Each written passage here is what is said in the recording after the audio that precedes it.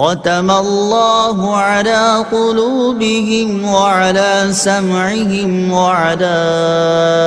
ابصارہم غشاوہ وَلَهُمْ عَذَابٌ عَظِيمٌ۔ ترجمہ: اللہ نے ان کے دلوں پر اور ان کے کانوں پر مہر لگا دی ہے اور ان کی آنکھوں پر پردہ پڑا ہوا ہے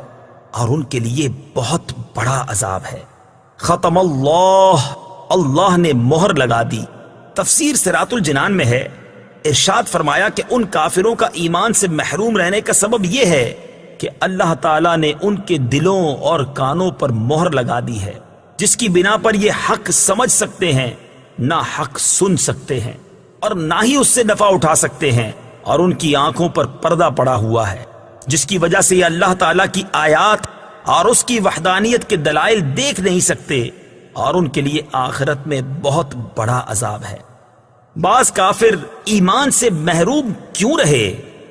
یہاں یہ بات یاد رکھیں کہ جو کافر ایمان سے محروم رہے ان پر ہدایت کی راہیں شروع سے بند نہ تھیں، ورنہ تو وہ اس بات کا بہانہ بنا سکتے تھے، بلکہ اصل یہ ہے کہ ان کے کفر و عناد، سرکشی و بے دینی، حق کی مخالفت اور انبیاء کرام علیہ الصلوۃ والسلام سے عداوت کے انجام کے طور پر ان کے دلوں اور کانوں پر مہر لگی اور آنکھوں پر پردے پڑ گئے۔ یہ ایسے ہی ہے جیسے کوئی شخص طبیب کی مخالفت کرے اور زہر قاتل کھا لے اور اس کے لیے دوا فائدہ مند نہ رہے، اور طبیب کہہ دے کہ اب یہ تندرست نہیں ہو سکتا، تو حقیقت میں اس حال تک پہنچانے میں اس آدمی کی اپنی کرتوتوں کا ہاتھ ہے، نہ کہ طبیب کے کہنے کا۔ لہٰذا وہ خود ہی ملامت کا مستحق ہے، طبیب پر اعتراض نہیں کر سکتا۔